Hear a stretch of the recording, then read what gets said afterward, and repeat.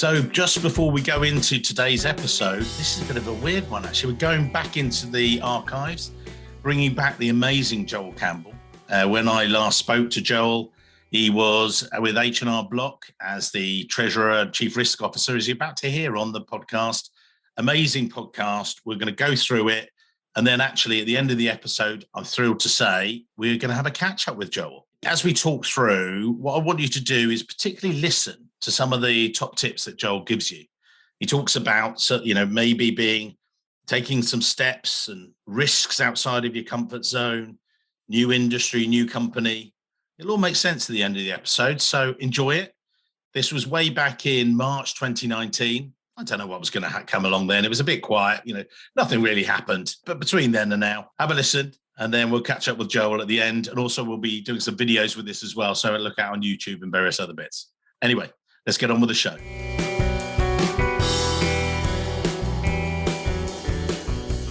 This week's show, delighted to be joined by Joel Campbell, Vice President, Treasury and Chief Risk Officer at H&R Block. Now, for those listeners that perhaps in UK, Europe, you perhaps might not have heard of H&R Block, and until we'd done some recruitment for H&R last year, we really didn't know them, or I didn't, certainly. But H&R Block are a global consumer tax services provider. So they provide tax returns through retail locations, online, and things like that for over 720 million tax returns are prepared. But I'll get Joel to explain that a little bit more. But Joel started his career many, many years ago studying at MBA in finance in Minnesota, and then progressed through Western Union and travelers companies, and a really great variety, as I said before the show to Joel. I'm not sure I've spoken to someone who's made so many really good progressions within Treasury career, a variety of different industries as well. So, as always, enough from me. Let's get into the show. Joel, give us a start, if you would, how you got into first finance, audit, and then you discovered Treasury. Sure. Well, thank you, Mike. Thanks for having me on today. And just a little bit about my career. I knew from a very early age, before I entered university, that I wanted to be an accountant. Oh, wow. My brother had been an accountant. I decided early on that's the direction I wanted to go with my career. So I pursued a bachelor's degree in accounting. And as most accounting students do in the U.S., I tried to get into one of the large firms at that time. I worked for Arthur Andersen for 3 years, completed my CPA exam and got my CPA designation. And then from there, kind of went down the path to do my apprenticeship and be licensed. So I knew I wanted to be an accountant. I think for me, after 5 or 6 years of being an accountant and doing auditing and taxes and so on, I really decided I wanted to move more into corporate finance. Okay. And so at that point, I pursued my master's degree, my MBA, with an emphasis in finance at the University of Minnesota.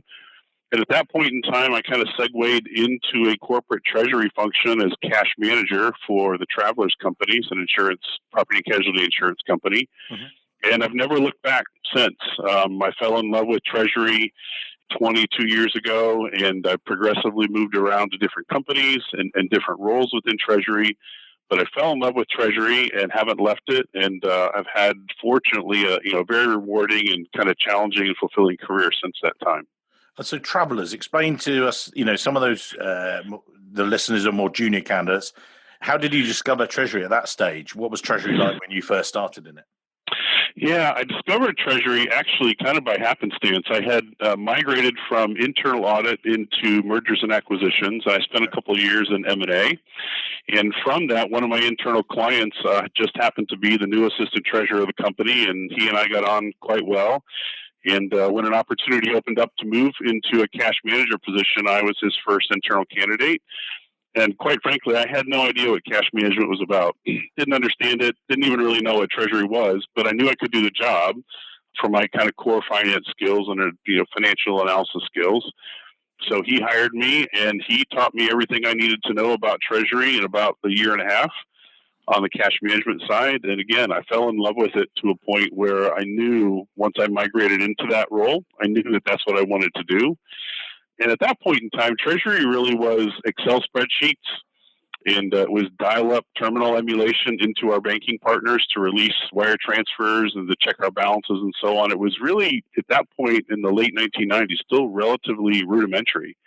It was before the advent of Treasury workstations, before banks had, the websites where you could log into and do your, wire transfers and see your balances and so on. So it was really, again, rudimentary.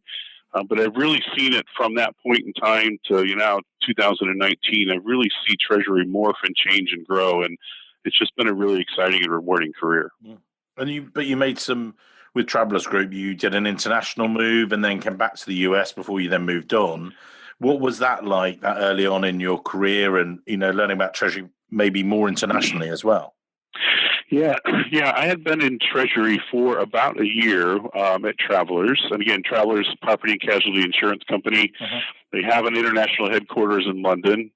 And I had never had the idea in my head that I would get a chance to move to London, but a new treasurer came along, saw my skill set and what I could do, and was looking for someone to move to London to take over and make the London Treasury Center look and feel like the Treasury Center we had built in the U.S. So he gave me an opportunity to move over there, and quite frankly, it was one of the most rewarding career decisions that I had ever made in my life.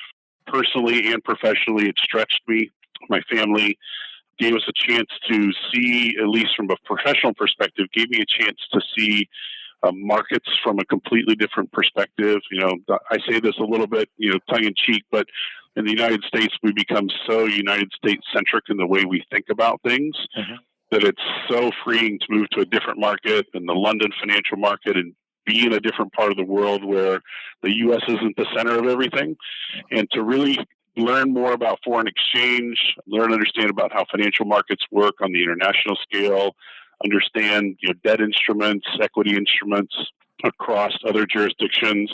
And for me, that role also was very fulfilling because I was able to spend a lot of time traveling and visiting Travelers' international business operations in South America, in Asia, Australia, and various other parts of Europe. And it really gave me a better sense for the international side of business that I had never had much exposure to.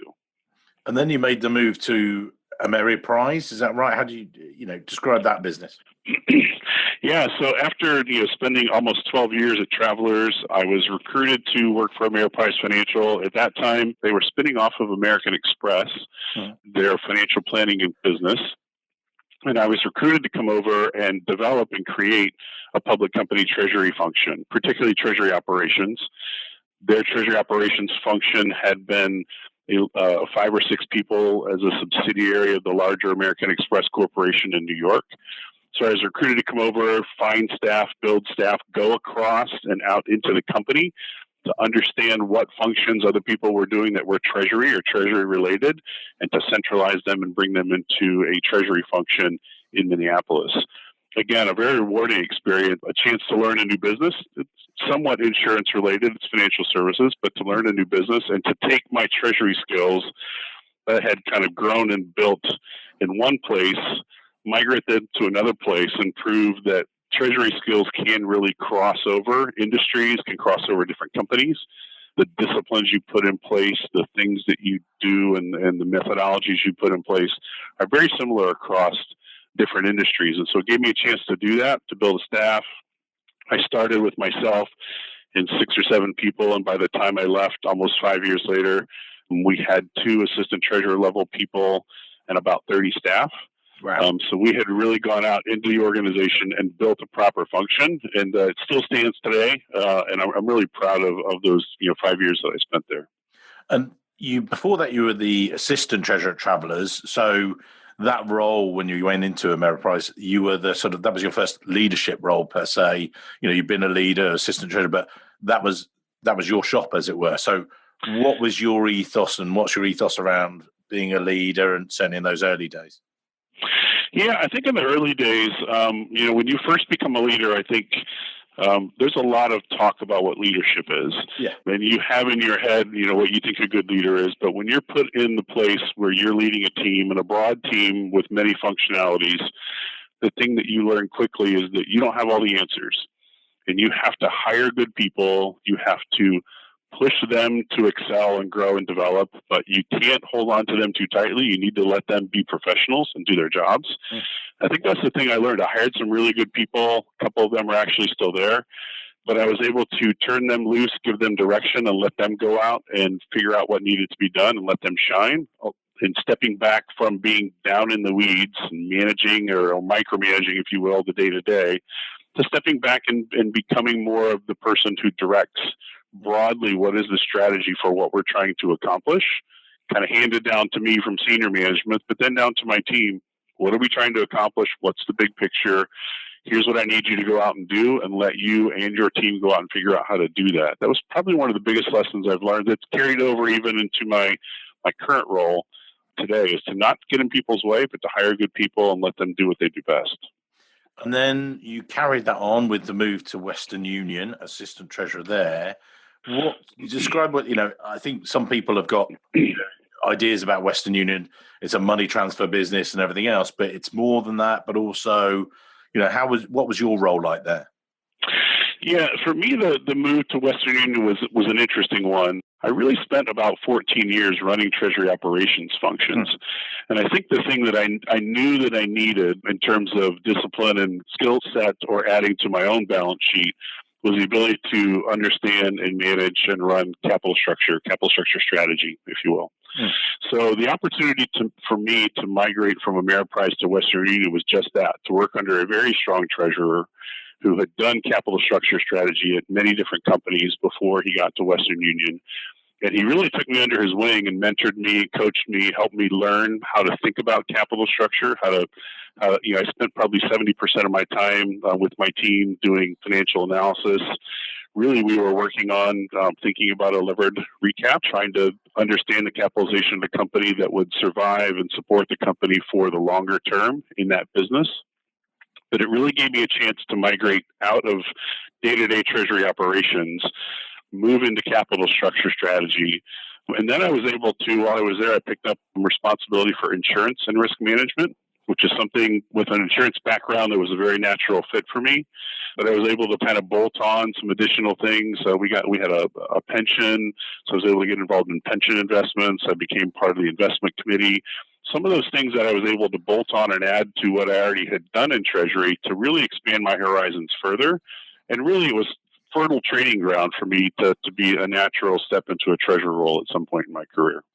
So on the show, I've interviewed the treasurer of Schroders globally, Nick Taylor, of Greg Coase of Vanquis Bank and things like that. One of the key things they both highlighted to me was, the regulatory environment, how it's shifted, over the past 10 to 15 years, and they've been seeing that from the front end. Did you find that quite a burden to you, or was it a natural thing, or, what were you like? How did you handle regulation as a treasurer? Yeah, well, particularly I'll step into my Western Union role as a money service transfer company, heavily regulated.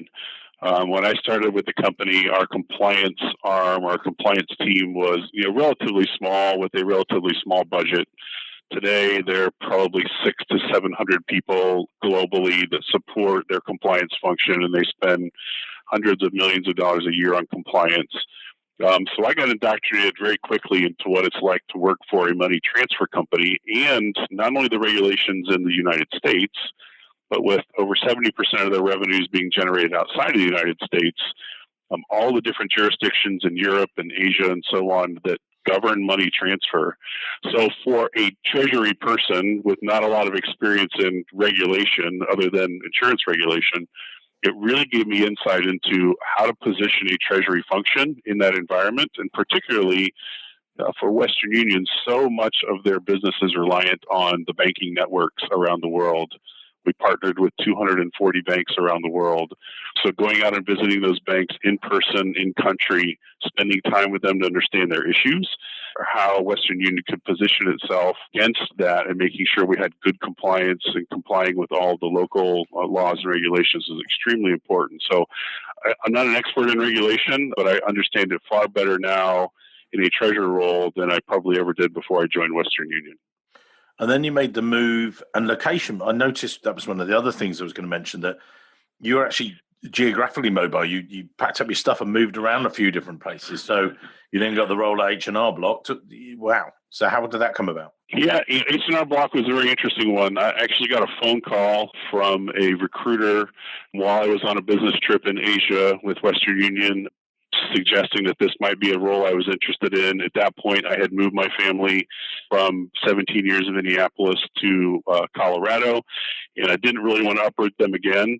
But it was an opportunity that was compelling over the course of time to come to H&R Block, both for the folks I was working with, as well as the opportunity to get the treasurer title and be able to kind of really, truly run my own team, my own shop, and take on that role, particularly reporting out to the board and having board interaction. So the H&R Block role came along. I joke that I spent about 5 months and did almost 26 interviews for this role.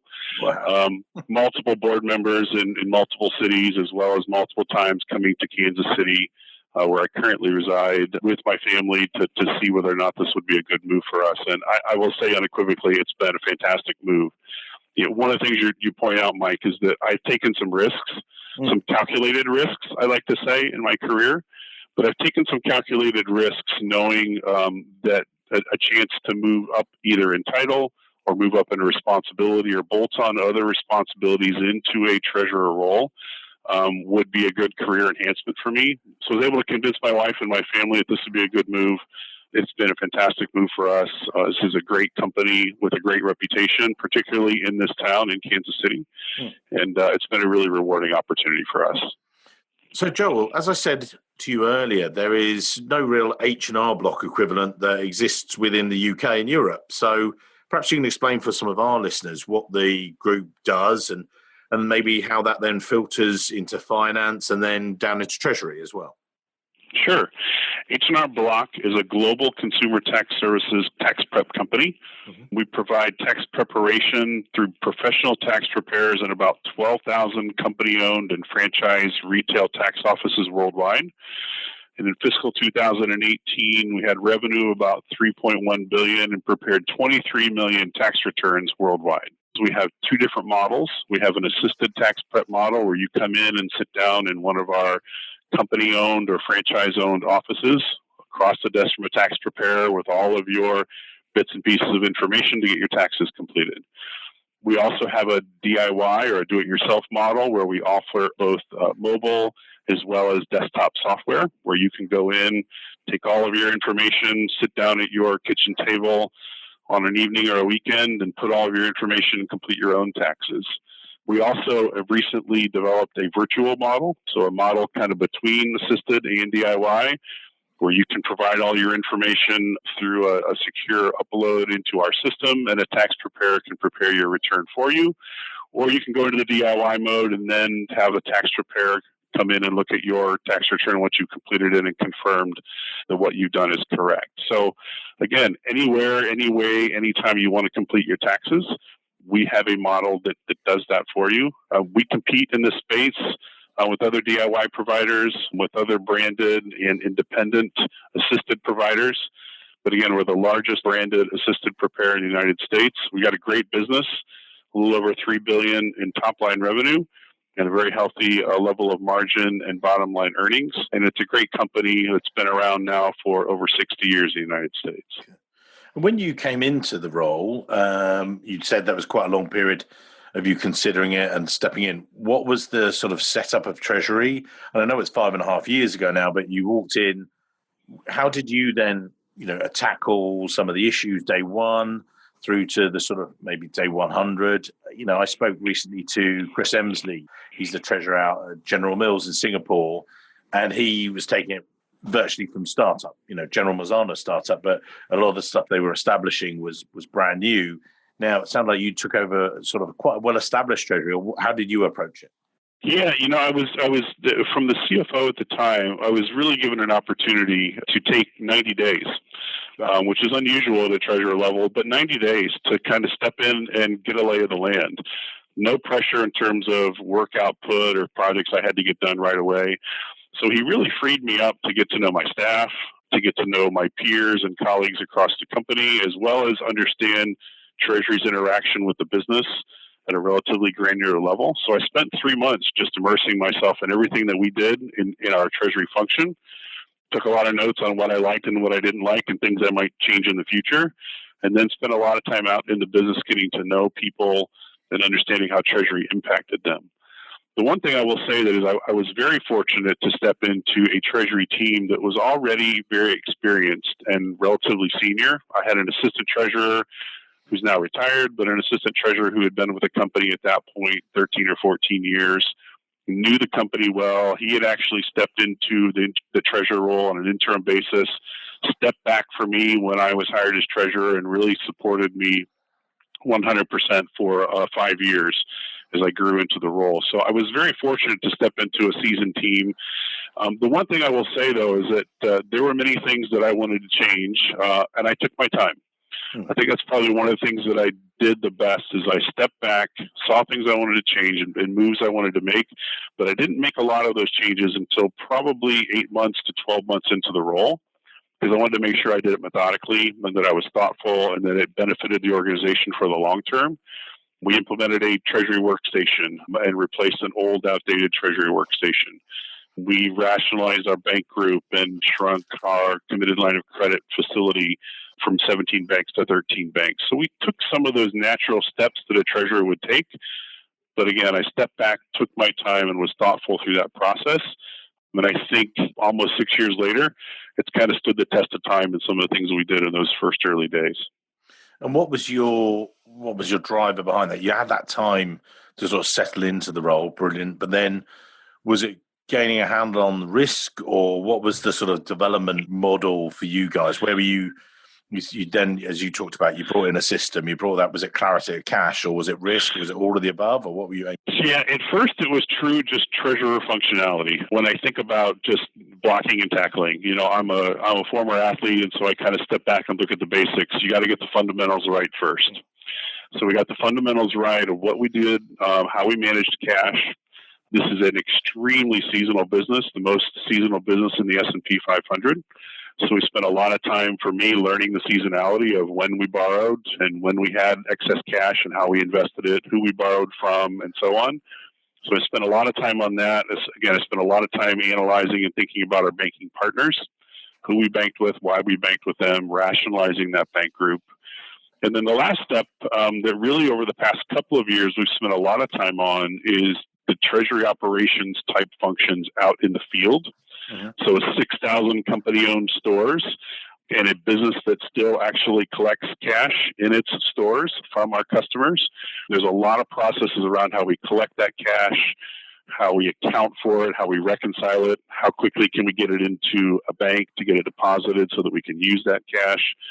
So over the past 3 years, we put in a new deposit transit service where we go out and collect that cash, put it through a system, get it to one of our banking partners in their bank vault, and get it deposited as quickly as possible. So we spent a lot of time over the past few years out in the business, making sure that the treasury-like functions out in the business are working the way they should in the most efficient way. You also took on risk as well, coming on 3 years ago now. Explain how that came about. Kind of one of those fortunate situations with the timing of some people retiring and some opportunities getting moved around. I was asked to take on our enterprise risk management function, and at that point became chief risk officer. And really had some exposure to enterprise risk management just from being part of the enterprise risk committee, having in previous lives also being part of enterprise risk committees and understanding how to think about it. But now owning it, taking a completely different perspective. We took some time, so I have a director who supports me in that role. We took our time and looked at what we were doing for ERM across the organization. We decided to completely kind of revise and restructure a very outdated program, looking at risk analysis. Also, we looked at and re-engineered our risk scoring model. And we really spent a lot of time in the organization trying to drive accountability with risk owners themselves. The previous chief risk officer kind of had the view that he did most of that for himself. He kind of, did most of the accountability and pushed people to give him information that he reported out on. And we completely changed that paradigm to bring risk owners in front of the audit committee, risk owners in front of the board of directors to present their risks and be able to speak intelligently to board members about how they mitigate risk and how they think about it. While we're the organizers and we're the coordinators and we have the big overarching view across the organization, we brought risk owners along with us and made them accountable. And it's been a really rich, rewarding experience. I think we've driven the risk management responsibility and the understanding of risk mitigation much deeper into the organization over the past 3 years, getting people to understand COSO guidance and understanding business continuity and disaster recovery and how those all play in together with risks and the way we manage it. And it's been really well received internally as well. It's been a really interesting process. And with yourself, where are you guys going next? Where is it the development you see it? Everyone talks about Treasury in the future and everything else. Where, obviously those are coming together within your role, but where are you seeing the development for you guys? I see in Treasury, and I've seen this for a while, and I think there are a handful of organizations that have a chief Treasury officer. And I think at some point in the future, you're going to see more of those come along. And it's really kind of this convergence of integrated risk management along with corporate treasury, traditional treasury functions, along with insurance and risk management type ideas. I think anywhere where there is risk and anywhere where there is opportunity for the treasury function that participates in part of that risk to come together, I think you're going to see that converge in more of a chief treasury officer type role. In addition, I think what we're seeing a lot in our business and what we're spending time on is looking at enhanced automation. How do we deploy robotics into traditional finance functions to automate routine tasks through bots that sit in your general ledger or that sit in certain elements of your system? I think you're going to see more of that come along as the technology is proven. There's some of those things that are already out there. We've deployed a few in our business already, but I think you're going to continue to see more and more automation of routine tasks to free staff and management up to think about more strategic tasks beyond the tactical, but much more strategic. And where is the business heading? How should we position ourselves? And how do we get ahead of that to support the business when it gets there where we think it's going to go? And you've obviously spoken to a number of different treasurers, and you see that, I was just going to explore, we talked there at the head of the show there about Greg, who's in Vanquist Bank, and you got Nick with, they're cash rich and all that stuff. But how would you contrast the demands on you as a treasurer when you're in a financial services business focus versus someone who's perhaps more in a product-based business where they've got commodities, they've got all the other things, General Mills are all about foods and different Cheerios and all that stuff. How for you is it different, would you say? The way I would think about it is there are just different types of risks you have to manage. In a manufacturing or food manufacturing or production environment, you have product risks, you have manufacturing issues, property, plant, and equipment type things that you need to think about. In financial services, it's much different profile. We still think about risk, but our profile is much more focused on the structure of our products and what do they mean for consumers and how will that be received by governing bodies who want to make sure that consumers are not being fleeced and they're not being taken advantage of. So I think when we think about risks in our business, whether it's the regulatory environment, whether it's our systems and making sure we're keeping our data secure, whether it's our products and services that they're supporting the right needs and that we're doing it in a compliant way, all of those things in financial services have counterparts in manufacturing or in food service or whatever it might be. They just look and feel a little bit different. And so I think the role of the treasurer ultimately is an expanding role. I think that's one of the things I've seen in my career is not only have I been able to progress across Treasury, but I think the role of what I do in Treasury and the treasurer role broadly over the past 20 years has dramatically changed from just being a tactical transaction-based role to now being much more of a strategic partner, maybe not in the broad strategy of the company, but strategic partner across the business and helping the business understand how we can support them both transactionally and strategically to set them up to be successful over the long term. So I've seen that change in my own personal career, but I continue to see that that expanded role of the treasurer over the course of the next 15 or 20 years as well. So on an interpersonal level, you mentioned earlier that you came from a sports background and you got some sort of good leadership from there. But if you were teaching those listening, in particular if they're doing maybe their first leadership role, what do you think they need to focus on? What's the framework? Maybe it's drawing from sports. I'm do sports lots myself, but what do you think they need to think about? Something. I spent a fair amount of time over the past couple of years thinking about leadership and the challenge of leadership, and I ran across an amazing quote probably about 6 months ago that haven't shared with a lot of people, but I've just kind of been, stewing on it myself. And it's by Jim Rohn, one of the first motivational speakers or business philosophers in the United States from several years ago. But I'll quote it because I think it's been really powerful for me as a professional. But as I think about challenging younger leaders to learn how to lead and to be better leaders, I would put it this way. He calls it the challenge of leadership. The challenge of leadership is to be strong, but not rude, to be kind, but not weak, to be bold, but not bully, to be thoughtful, but not lazy, to be humble, but not timid, to be proud, but not arrogant, to have humor, but not without folly. And I think that's really been challenging to me as I look back over 20 years of really 25 plus years now of managing people and being a leader. There's a lot of truth behind this statement. As I think our job as leaders is to be strong and to stand up for our people, to stand up for what we believe in, but not to do it in a demeaning or condescending way. We should be kind, but we shouldn't be weak either. We shouldn't be timid souls who don't have the ability to stand up and support people. We should be thoughtful. I think we absolutely need to be thoughtful in the way we think about leading people, the way we think about leading a project, pushing the organization to maybe move in a different direction that it's not willing to or hasn't moved in the past. And I said, many times as I've interviewed for roles and as I've talked to people, I think there's a great deal of humility that should come with leadership. Being a leader is a gift, and it's an honor, and it's a privilege to be able to stand in these roles and to lead people, and we shouldn't take that for granted. We shouldn't lord that over people, but at the same time, we should be proud to be given the gift of leadership, to be able to do it. But we should make sure that we're not arrogant about it and that we don't lord that over people in a bad way, and that we have a sense of humor and we have some fun along the way. I'm a firm believer that if you can't go to work every day and have a fair amount of fun in what you do and make fun of yourself, make fun of other people, but make fun of yourself and make sure that your staff know that they're cared for and that they're loved and that you really want them to grow and develop along with you. I think that we've missed out on a great opportunity to lead people in a really effective way. And when we talked about team leadership and everything else, when you're recruiting in particular, what are you looking out for? Is it, on a lot of shows like qualifications, we talked about different interpersonal characteristics and various bits. What's your ethos behind that? Maybe linking into that, is it the personality you just brought out? We're a long time at work every day. What do you think?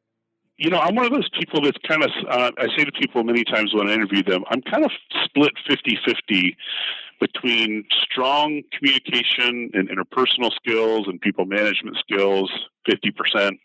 And the other 50% is, technical knowledge, experience, your balance sheet, what you bring to the table and the things you know how to do.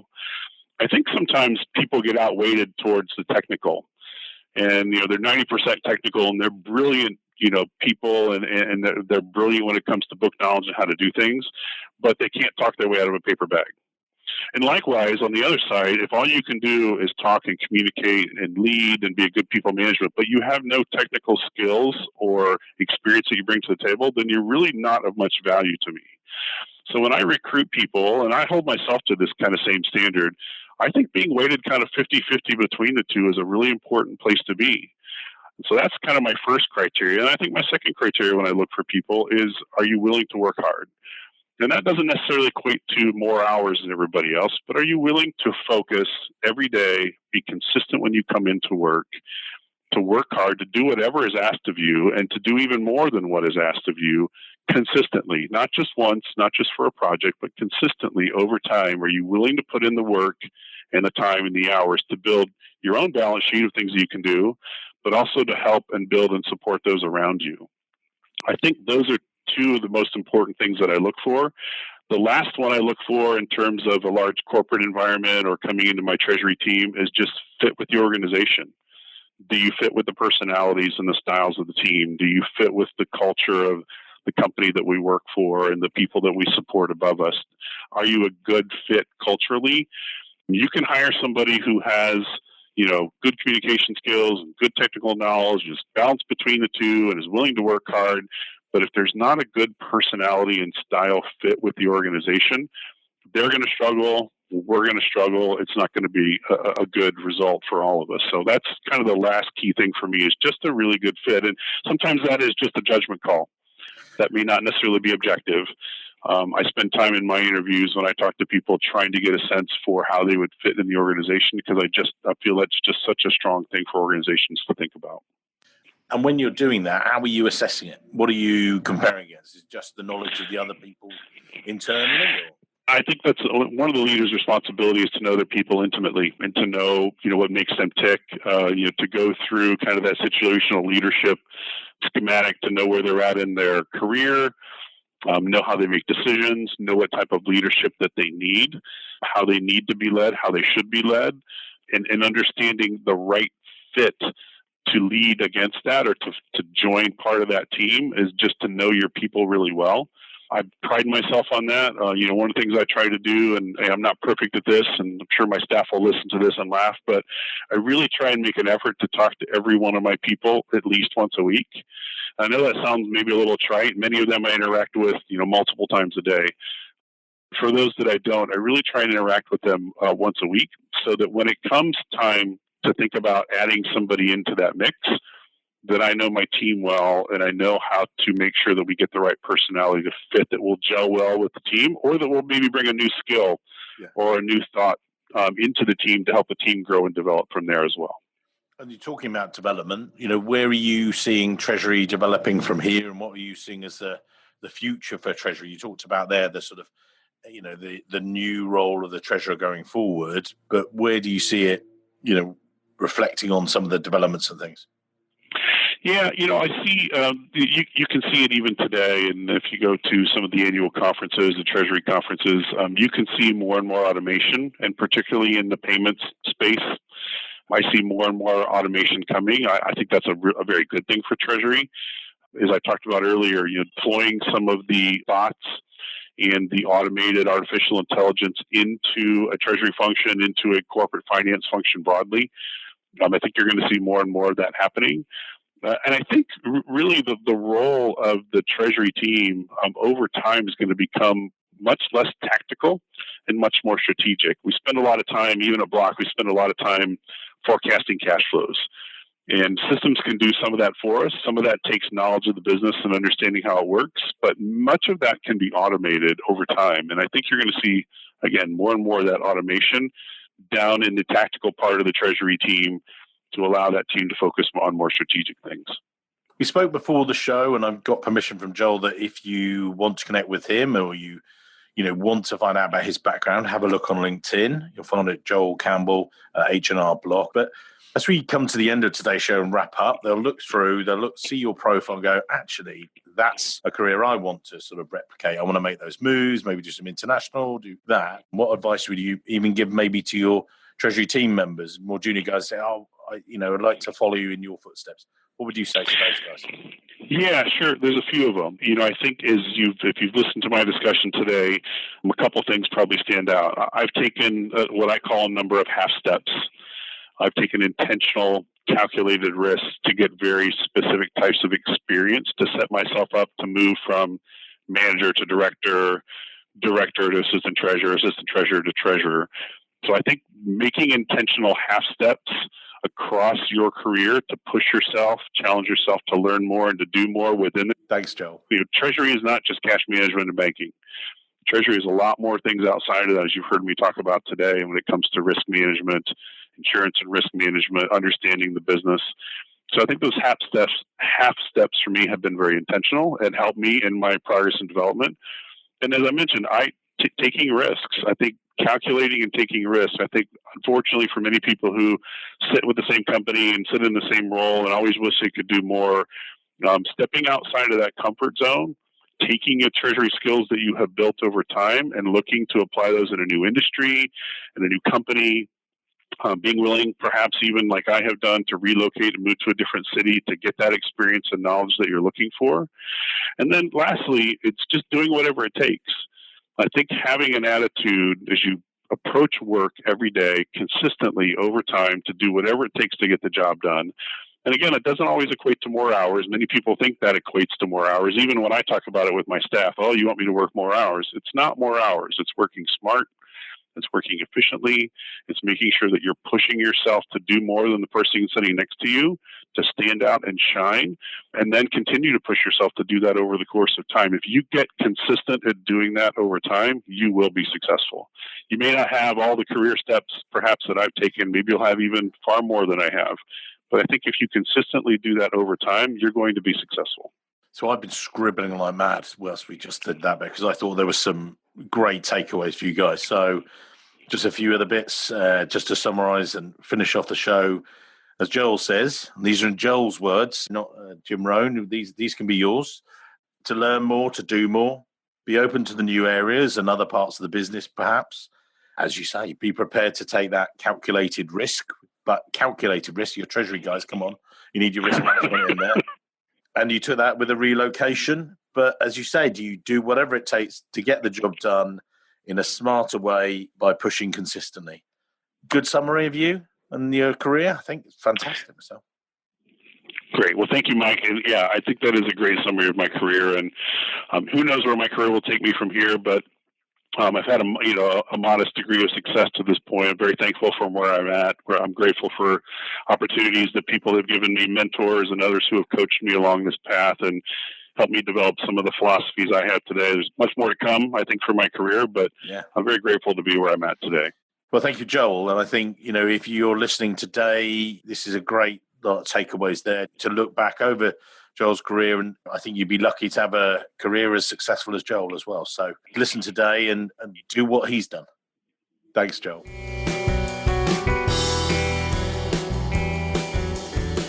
Wow, amazing show there, Mr. Campbell.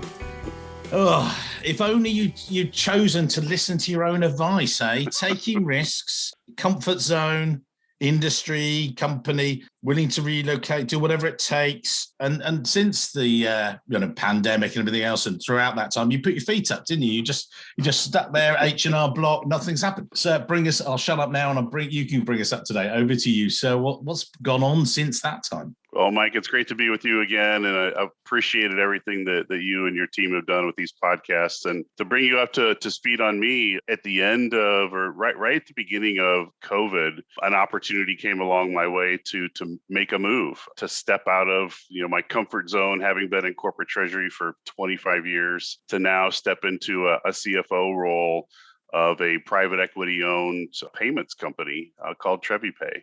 It was a long kind of 5 or 6 month vetting process, but at the end of the day, it was the right move for me personally. And I joined the company in October of 2020. And for the first 18 months now, we've been on an absolute, I'll call it maybe a speed treadmill, trying to keep up with everything that's happening in a fast growing B2B payments company that has big ambitions and wants to grow quickly, wants to add more people and more services, and more importantly, add more customers and help more businesses grow. So I've been on this journey for 18 months.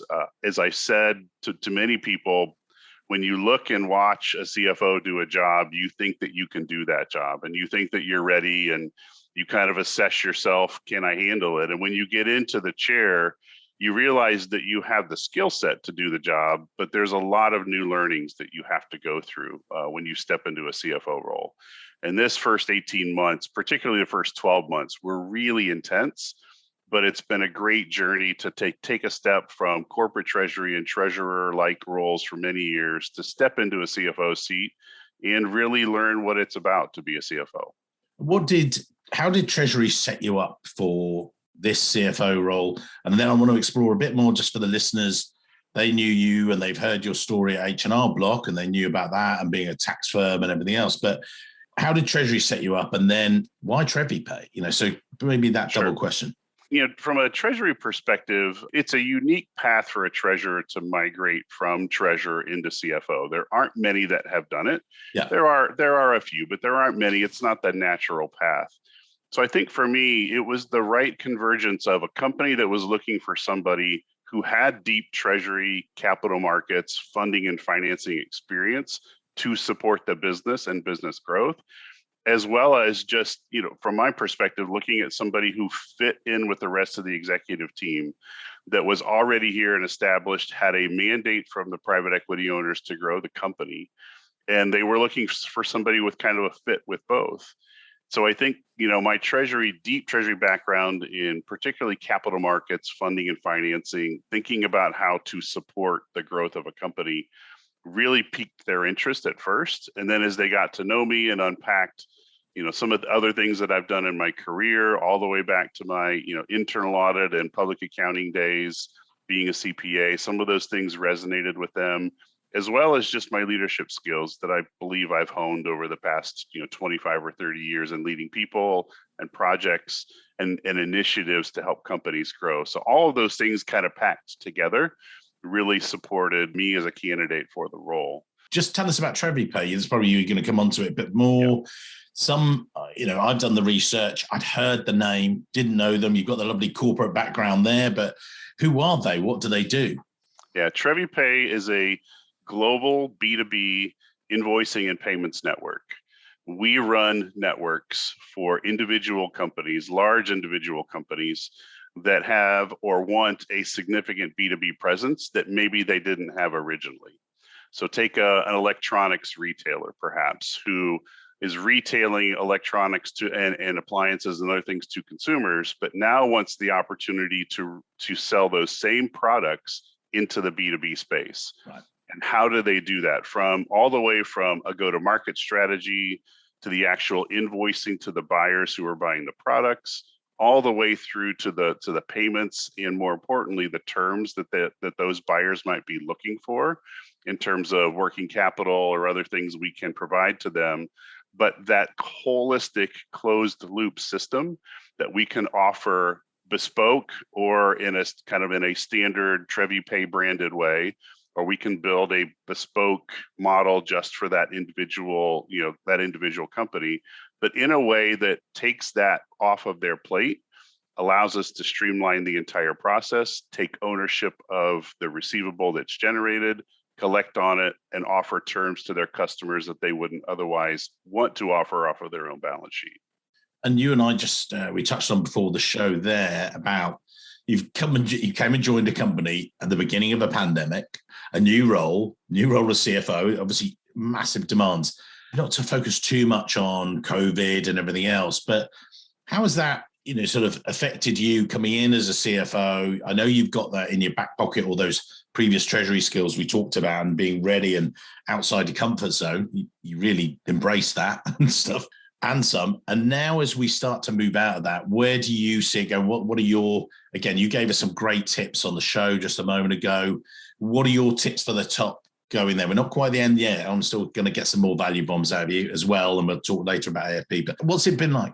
To the point you were making, I think at some point in your life, you have to kind of drink your own medicine, right? And I've spoken for a long time about my career has been a series of half steps.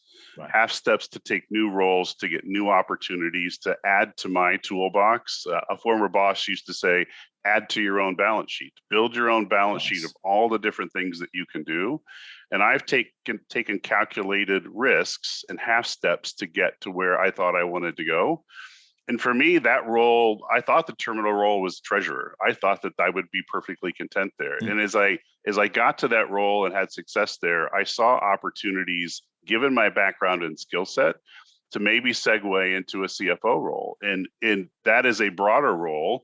And admittedly, some of the things that CFOs do, I hadn't really done or didn't have specific 2 or 3 years of leadership experience running certain aspects of what a CFO is responsible for.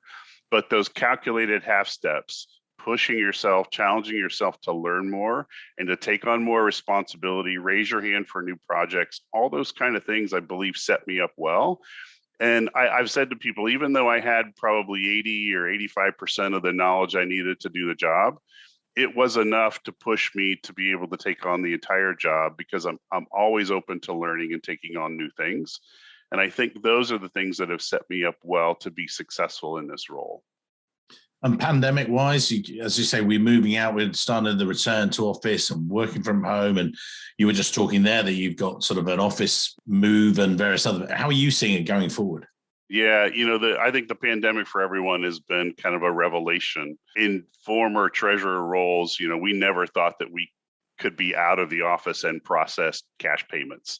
We always just thought we had to be together and on the network and be safe and protected. I think what we've proven to ourselves is we can do things from home in a very safe and measured manner to provide the services we need to our organizations. Secondly, I think for me personally, just watching what's happened in COVID, we've all gone through the kind of the different stages of grief, I'll call it, with COVID, when you kind of mourn what happened and the loss of what we used to do and how we used to handle things, but we've all embraced a new world. Many of us are still working from home. We're still working from home at TreviPay. Part of that is that we're in the process of building out a new corporate headquarters, and we'll be moving everyone in there early this fall. But I think for many of us, 2.5 years of working from home has changed the dynamic of our day-to-day. I'm an extrovert. I really enjoy being around people. I get a lot of energy from that collaboration and those face-to-face interactions. I've really missed that part of it. I've missed business trips. I've missed traveling to visit my bankers and brokers and other people who support us as a company. Those interactions are rich, help you grow, you learn things. I think many of us extroverts sitting at home in our basements or in our home office working for months and months and months on end without much of a break, we've kind of recreated how we think about work. So I personally am looking forward to getting back to a hybrid work schedule where we can be with people, we can interact, we can share stories. The times where we have taken to get together for lunches or offsites or whatever it is during the pandemic are really rich, and everybody comes back energized. So for me, looking forward to getting back to that post-COVID now in a new world, embracing new ways to manage and deal with people in hybrid places. I'm really looking forward to it. And I'm thrilled to share the news with you guys live here that actually I'll be sharing a stage with this amazing CFO here, lovely Joel, at the AFP conference later this year in October. It'll be amazing. And I don't know about you, I'm actually, I've got to say, I'm about to have a vacation. We talked about this, and I'm slightly nervous because going back to seeing lots of people, I've got to try and not be, stupid. Just it's a free bar. Well, no, same. I've got to be, it's a bit scary, really. I attended AFP last year in person in Washington, D.C. It was a very different event. They still were doing hybrid. We had some in person. The attendees at the conference were probably close to about half of what they normally were. And the energy was just different. I think we're all looking forward to this year of being back together in person, having a much more robust conference, being able to share, all of us, share stories of what we went through in COVID, how we came through it, how we managed our teams. I've changed jobs. I've added a whole bunch of new people and new roles to my company. And just how did we all manage our way through that? I think that session is going to be a great opportunity to unpack some of that and lessons learned that we can share with each other. And we're going to be talking about power of networking and personal branding. And I've got in front of me a guest that actually embodies that. That's what you did effectively. We did the podcast. Not just the reason. I mean, it could have been a reason why you got that wrong. I don't want to take all the credit, Joel, but okay, it was us. Don't worry. Checks in the post, I know. But joking aside, we'll be sharing that stage. But takeaways for today, you gave some great ones on the podcast, as say a moment ago. For people, again, listening, you've made that springboard, which is incredible. But any final bits of advice, either to younger Treasury professionals as they go through, or maybe a bit later on in their careers, if they want to emulate yourself, which would be a great idea? Yeah, I gave some of this advice over the past week as my son graduated university to some of his friends who asked me about career and so on. And I think that the advice is pretty simple. It's work hard. Do whatever is asked of you. Raise your hand for new opportunities when there are new projects or things to get involved in. Don't be afraid of hard work. Part of where you get to in your career is what you put into it. And if you're afraid of working some extra hours and maybe missing some other things in your life, don't be afraid of that. It will open doors of opportunity down the road for you that you can't see today, that you can't see around the corner that are coming. And I think the last thing I would say is just, when those opportunities come along, evaluate them in an appropriate way, just like you would any other business situation, and make a decision on what you think is best for you. Nobody else will manage your career for you. You manage your own career, and you determine where you want to go and the things you want to experience. And I think if you take that perspective over the long term, good things will happen. Work hard, good things will happen. And I think that's probably the simplest advice I can give to people. That's going to be our walk off stage advice. We're going to literally drop the mic, literally drop me, boom, work hard, put your hand up when needed, take and give the opportunity. When an opportunity comes up, take it, grab both hands and just crack on. So, Joel, can't wait to see you later this year. Slightly nervous that I'll be an idiot because there'll be a free bar there at some stage, but I'll try. Maybe you just hold me back. That'd be fine. Be amazing, sir. Great. Thank you, Mike. It's been great to be with you. I can't wait to be together in person finally after 3 years. You're a star. Looking forward to it. Thank you, sir. Thank you. Soon. Cheers. Hello, it's Mike here again. I hope you enjoyed this week's show. If you did, then maybe you want to follow the show or subscribe, depending on where you listen, whether that's iTunes, Spotify, or another great place to listen to the show from. It's totally free and means that you'll be the first to see each and every week when we release a new show.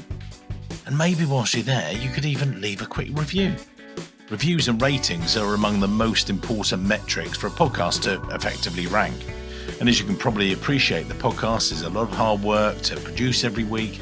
It'd be amazing. Just take, say, 20 seconds, leave a quick review of my amazing guests and their great career stories. We'd really appreciate it. Thanks very much, and I can't wait to see you soon.